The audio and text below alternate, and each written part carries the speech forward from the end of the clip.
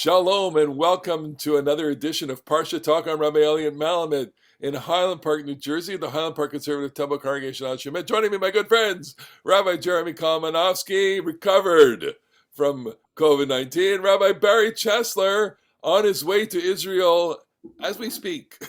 No, we're recording this earlier in the week because later in the week, Rabbi Barry Chesler will be in Israel. What are you going to be doing in Israel, Rabbi Chesler? It's a professional development conference sponsored by Legacy Heritage. So putting together a program to bring back to my school with a colleague. All you teachers, you get so much professional development. It's amazing. Well, it's necessary. It's the teacher's equivalent to the sabbatical, which some of you can relate to. But you should tell people that we're recording this on special day in American life. Yom Ha'atzmaut, American Yom Ha'atzmaut, Independence Day, July the 4th. Happy Independence Day and Independence Week for those Americans celebrating in the diaspora today and tomorrow.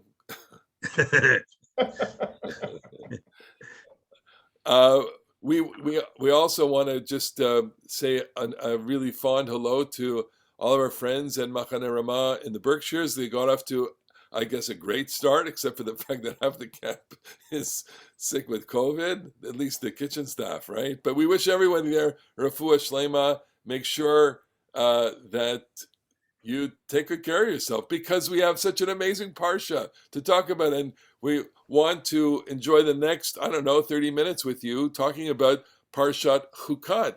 Really one of the most interesting parshiot. A lot of turning points in this parsha, but before we get into some of the more dramatic moments in the parsha, we got to talk about the strange set of laws. Really, one law at the beginning, Hukkat HaTorah. It's called Hukkat HaTorah, I guess what is often interpreted as the irrational law, but maybe according to some, it's not non-rational would be better. Inexplicable. Let's say inexplicable. Inexplainable. Okay. So this is the red, we call it the red heifer, the red cow.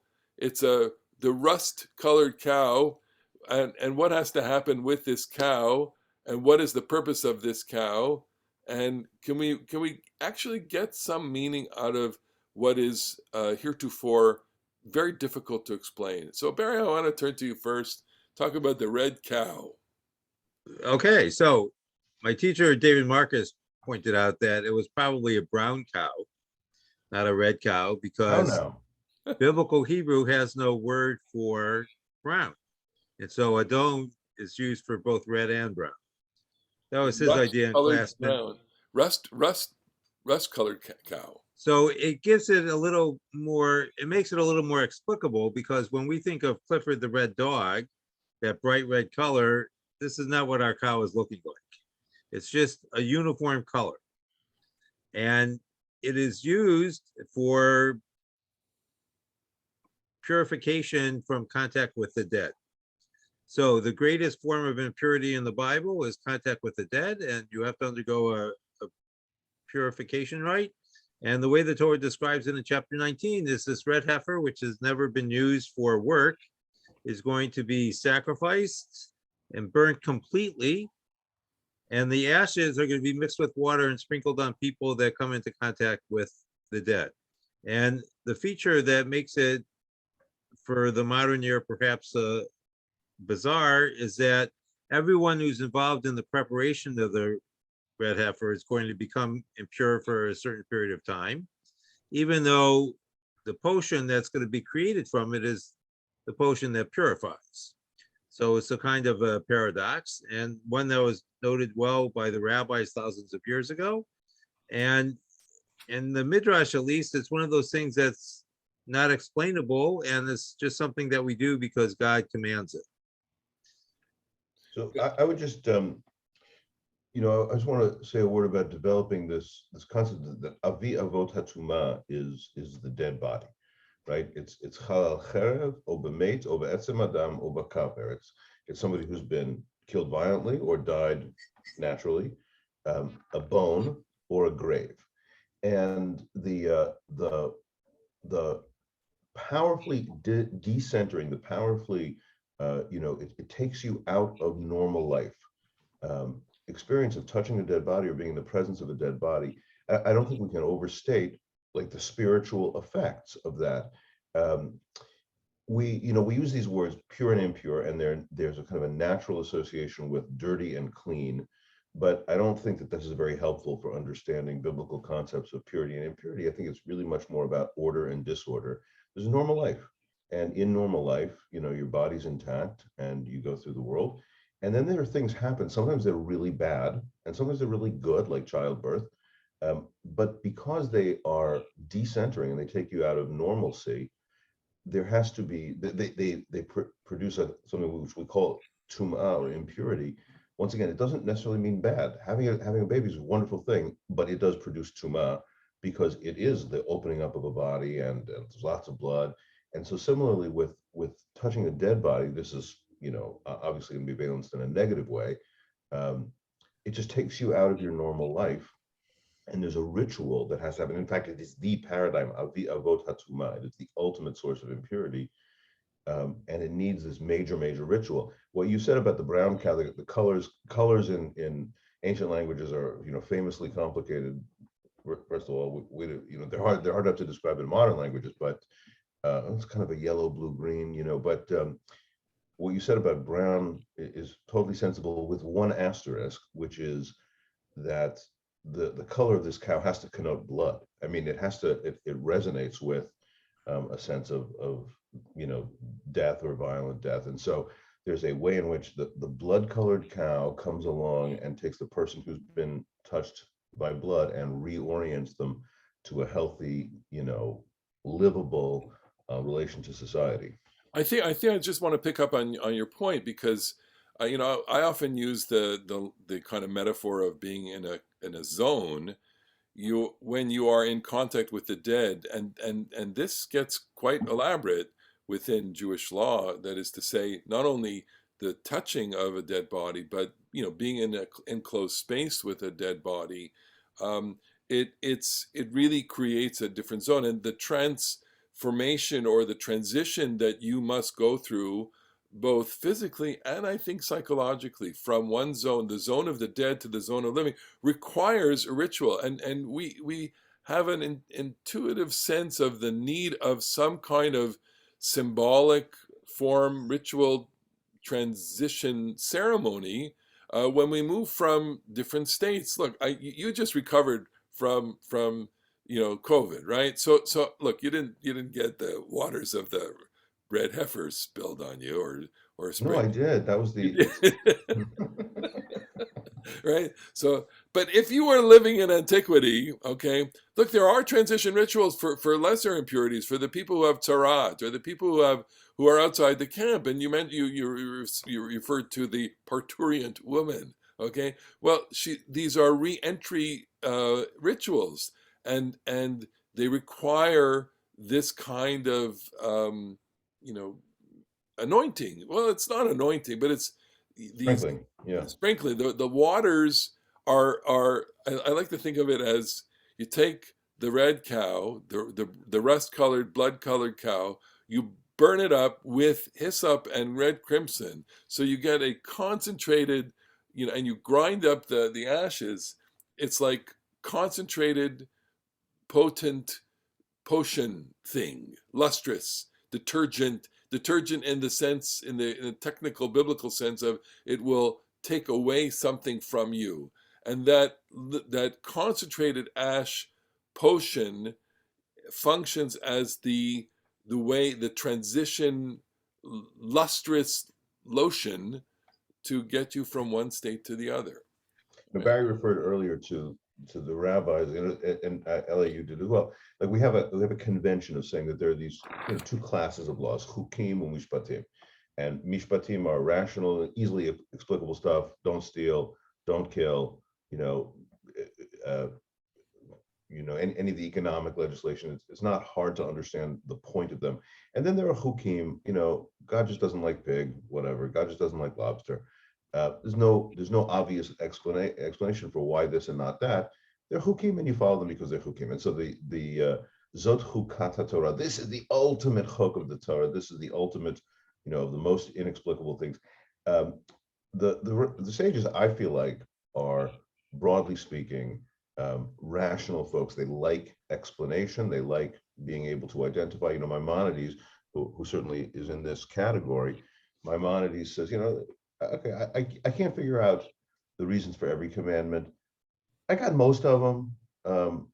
There are a few that I don't have. There are a few that just have some arbitrary details, but there has to be a reason for everything. Otherwise, God is just an arbitrary despot. So there's got to be some reason, even if it may be beyond human ken.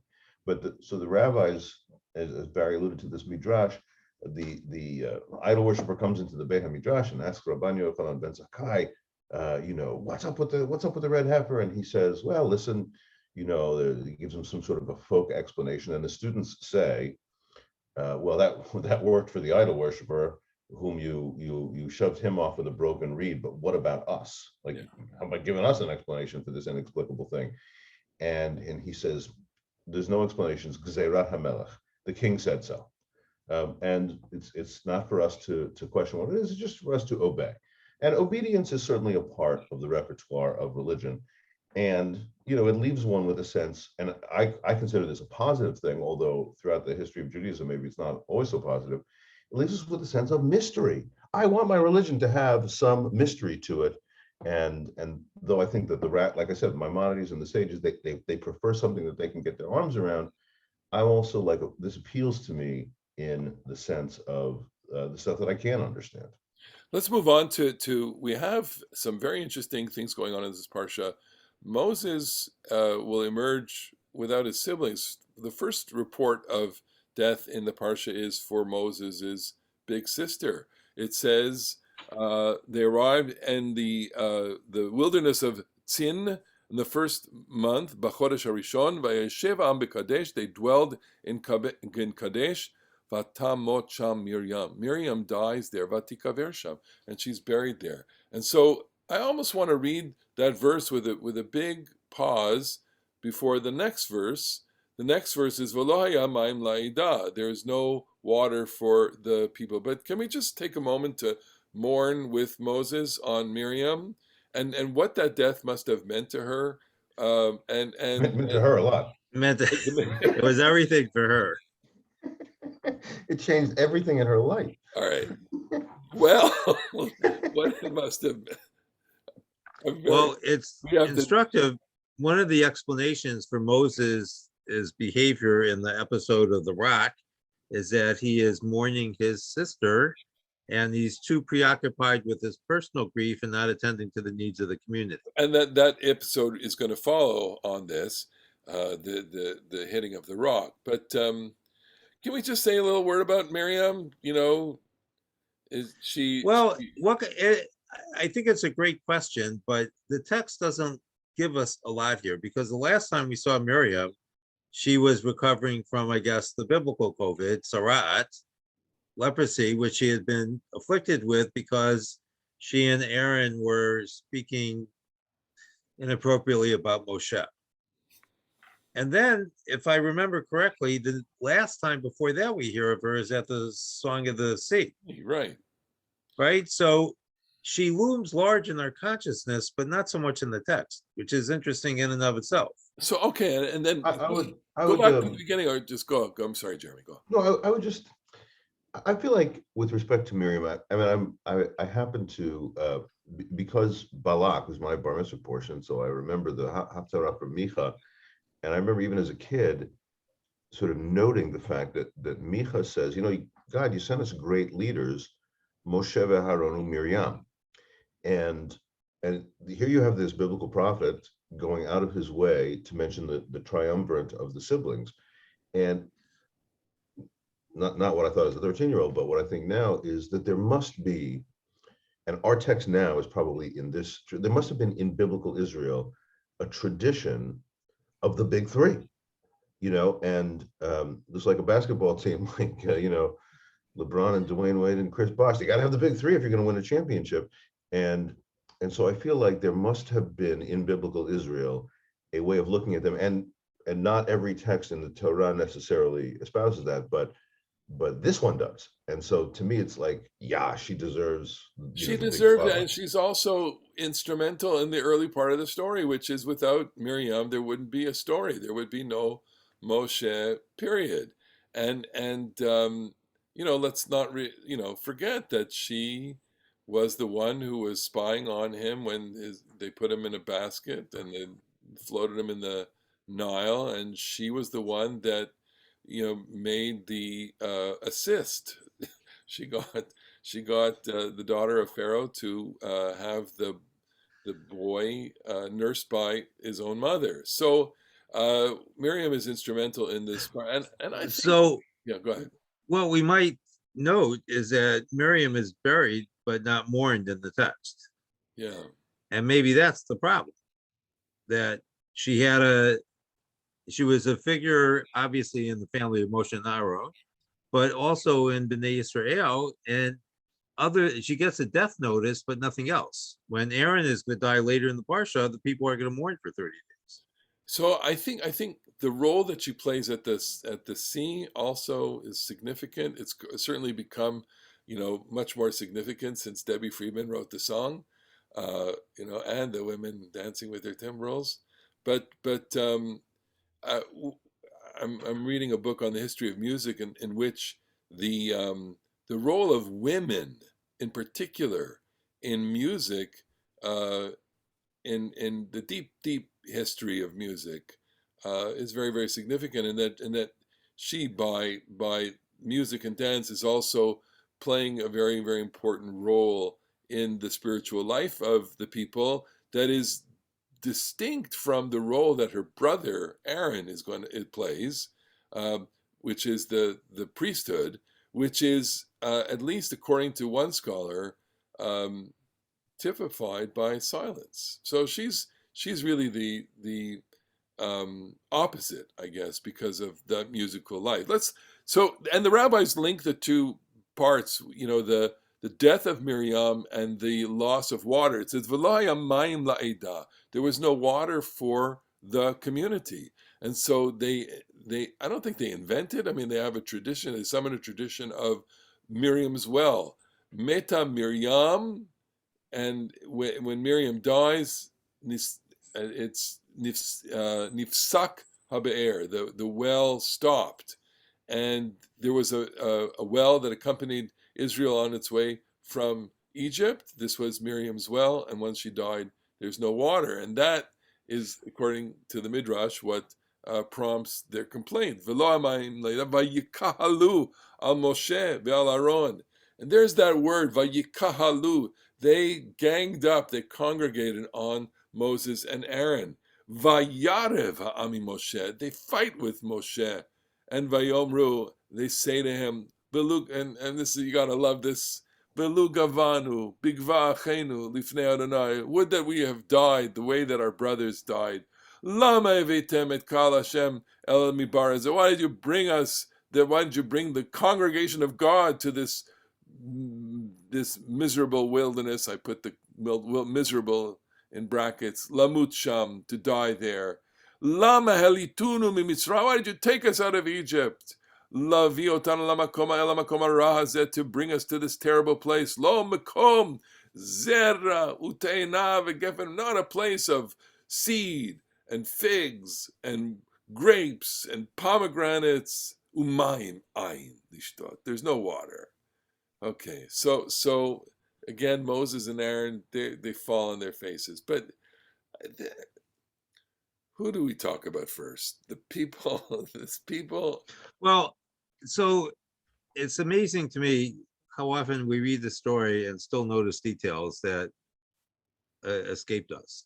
So one of the things that struck me is the line that says that Moses took the staff that God commanded him to take. And, the staff plays a big role. Some of the interpreters say that it was Moses hitting the rock that precipitated the disaster. But what I was thinking about the other day in relation to this story is going to generate names for the place, and because of the behavior of the Israelites. But we often think of this as Moses and the rock, as if the Israelites are kind of secondary. And, you know, I wonder how this story actually loomed in the consciousness of the people. It wasn't a story about, oh, this is a place where Moses lost it and was punished, but this is a place where we rebelled against God. But what makes this so different from the other places where the people rebel? And not every place is going to get a name attached to it, as this story does. Maybe it's because that up until this point, there have been the other major rebellions, but they've gone on. I mean, I'm assuming that this story is taking place somewhat later in the biblical trek.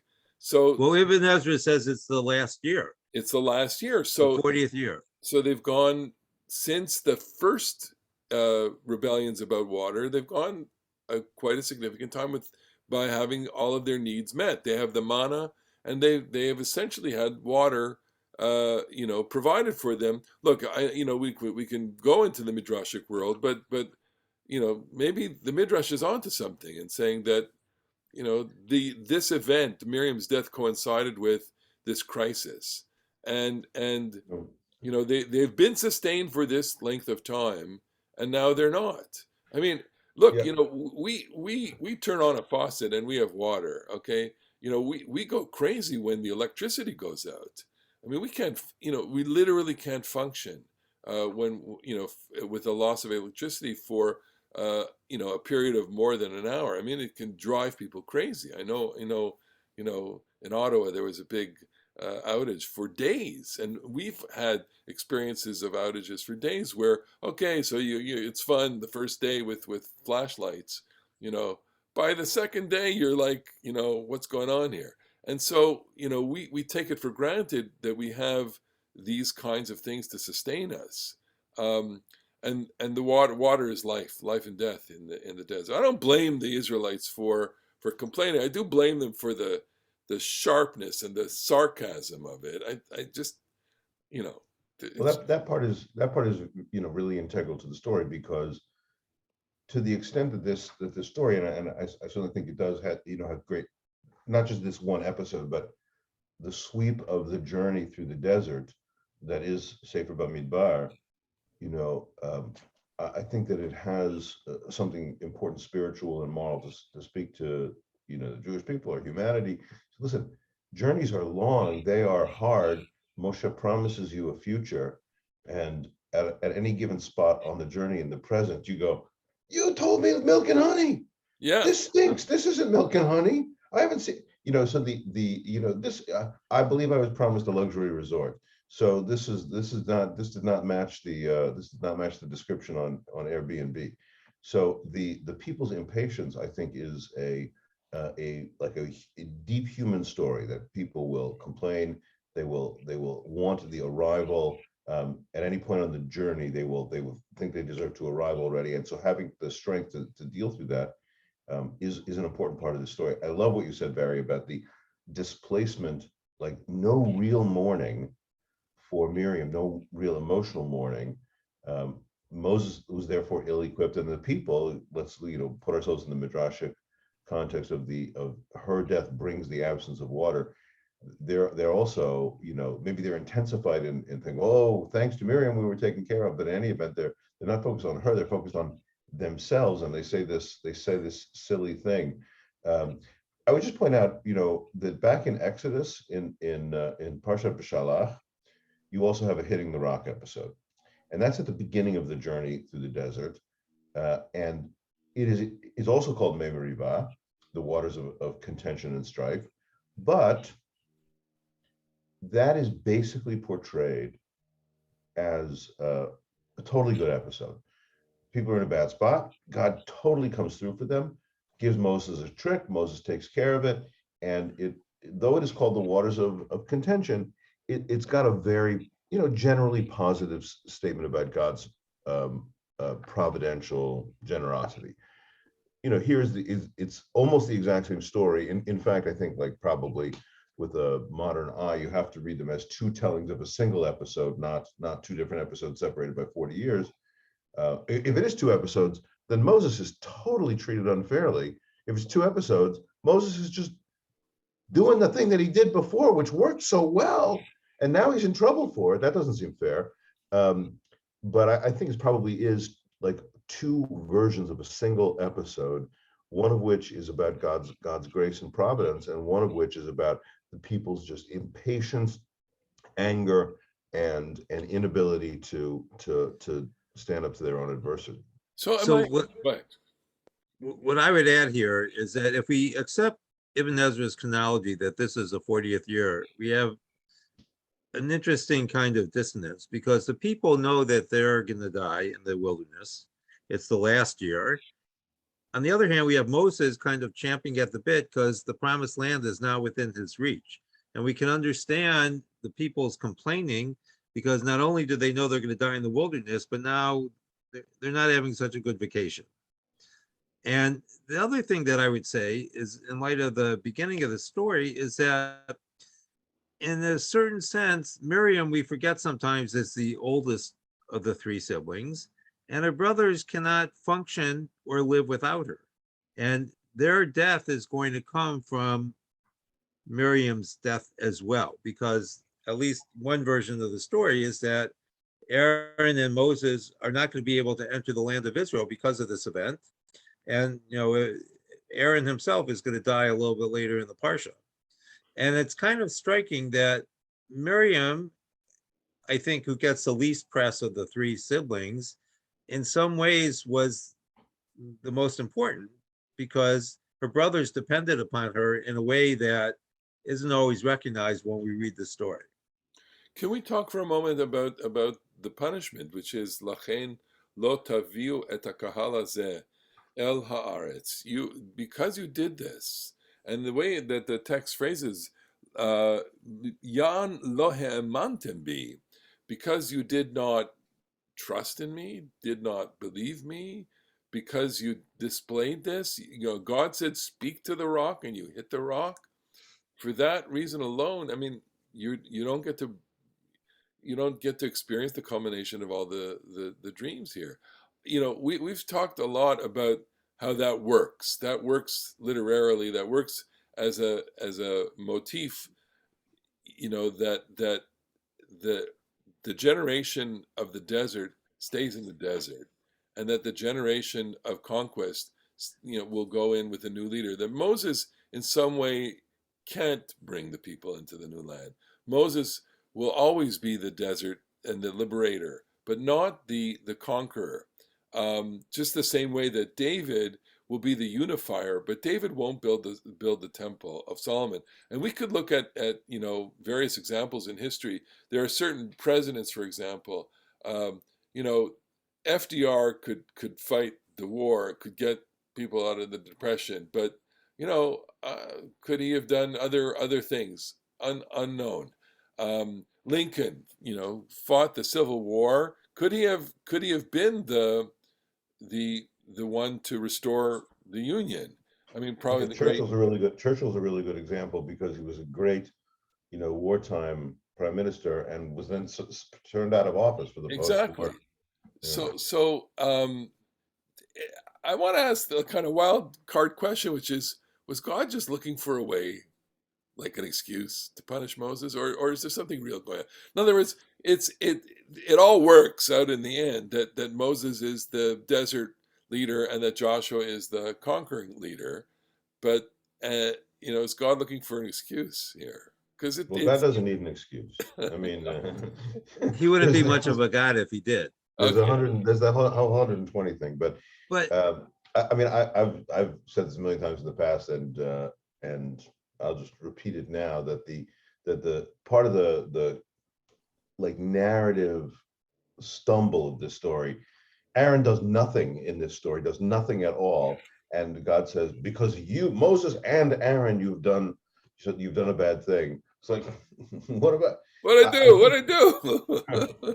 I think that the way I read this is that Moses and Aaron's punishments for the golden calf and breaking the tablets is displaced onto this episode, and the hitting of the rock strikes me as a wonderful parallel to Moses took out his anger on stone once before and is taking his anger out on stone now. And Aaron is obviously implicated in that previous story. So to me, the quote unquote justice of limiting them to desert leadership and not having them, which may be providentially wise and practical, also is associated with their major leadership failings from before, and maybe done it kind of between the lines. But there's also, there's another thing that people say, that commentators say through the centuries, that Moses, when he yells at the people, he just Shimuna Hamorim,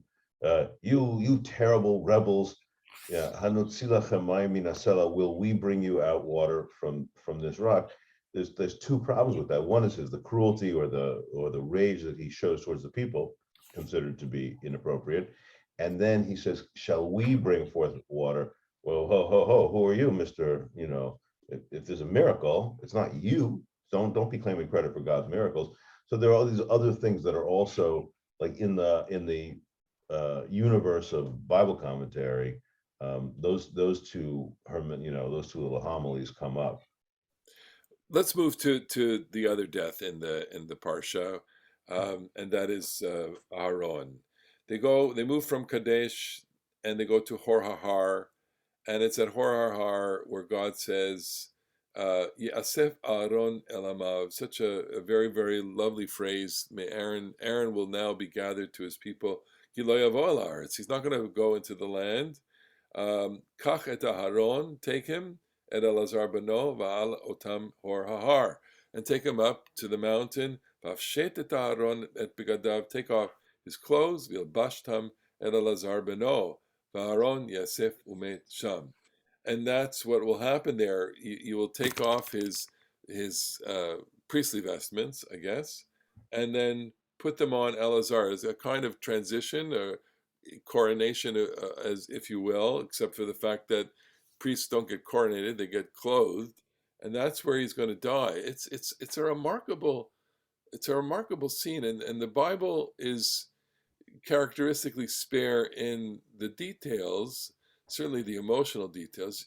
Moses has got to do this himself. It's Moses standing with his older brother and his nephew, and Moses has to again push down whatever emotion that he has, and move as the transitional figure here. He's the one that is orchestrating the transition from Aaron to Elazar, and it's very spare. Go ahead, Barry. So here, I think it's worth considering a similar problem with monarchy, right? When the monarch dies, he or she is succeeded by the next in line, and suddenly they are thrust into this position of responsibility, and whatever mourning they're going to do is going to be private, right?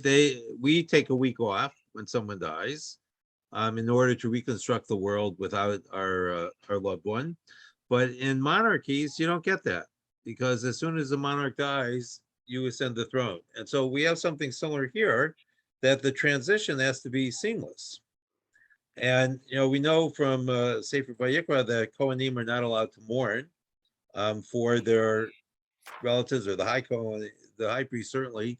And so we have a remarkable absence of death ritual. There's no burial. We're left with this image, I assume, that Aaron must be naked, and what do they do with the body? And in fact, you go back to one of the details, which is that the taking off of the clothes and the putting on of the clothes happens while Aaron is still alive.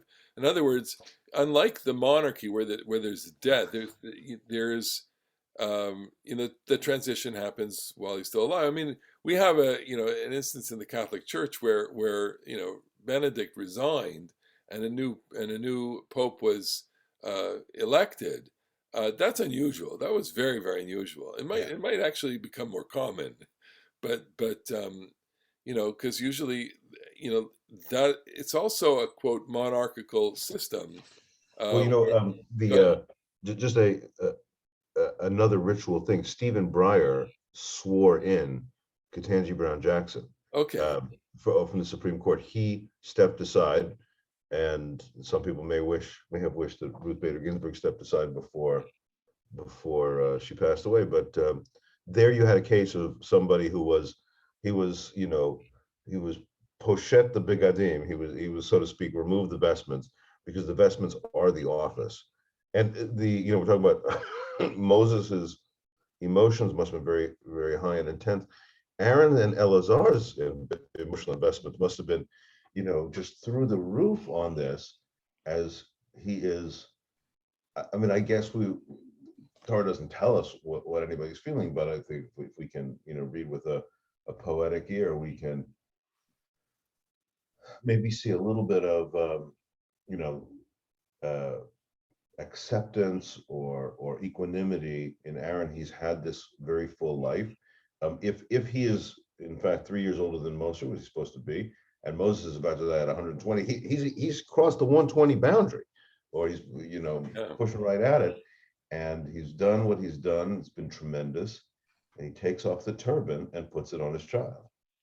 Vayivku et Aaron shloshim yom, kol Beit Israel, beloved figure. They mourn him 30 days. It's really remarkable. I don't want to end on that note, because we do have a couple of points here in the parsha.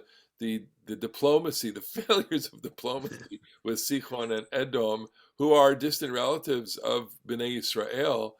And Jeremy, you said something about Edom when Moses dispatches a delegation to Edom. He says, and this happens before the death of Aaron, it says, Ko amar achicha Yisrael. This is what Israel says to Edom.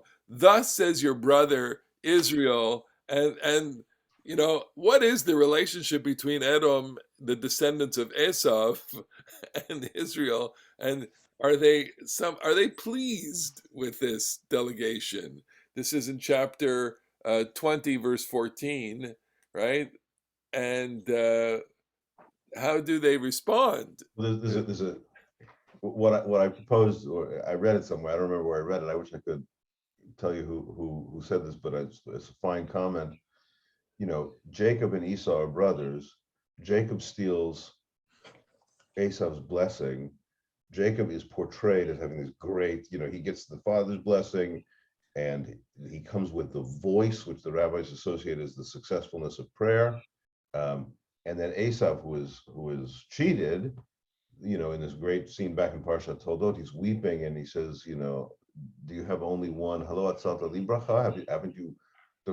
Haven't you saved any blessing for me?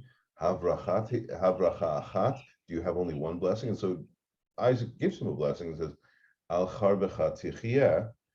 You will be a successful guy, but you're going to have to live by your sword.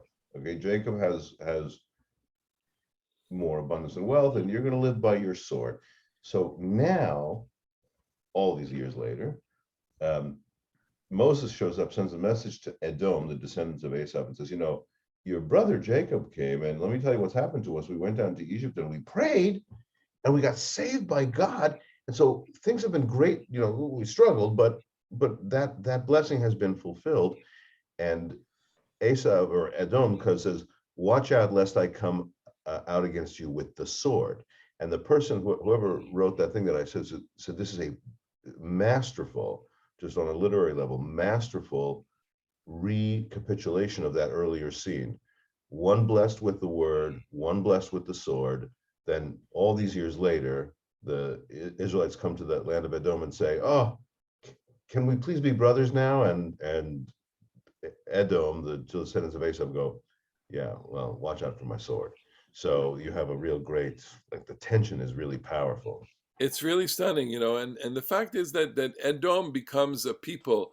Edom is portrayed in, at least Esav is portrayed as a gang leader, but by the end of the Esav Chronicles in Genesis and Breshit, Esav actually, becomes a family man and inhabits the hill country and sets up a nation. And so, the man's got his honor, and the Edomites, they also have their honor. And this has been, I think, a very, very, it's a complicated parsha. It takes us into lots of different places, like the Para Aduma, the red cow, the breast-colored cow, the death of Miriam, the death of Aaron, the the fight over the water, the rebelliousness of the people, and Moses. Moses is now at the end of this parsha, the solitary leader, no brother, no sister.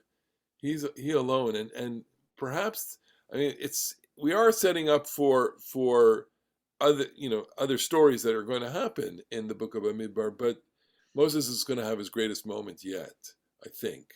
And with that, we want to say Shabbat Shalom to our listeners, our growing audience. We thank you so much for joining us, for being part of our Parsha Talks. Thank you for your comments when you comment on Barry's Facebook page and wherever else you want to send your comments. Wishing Barry this Nisiya Tova and everybody at Camp Refuah Shlema. And we'll see you next week on the next edition of Parsha Talk. Shalom. Shabbat shalom. Shabbat shalom.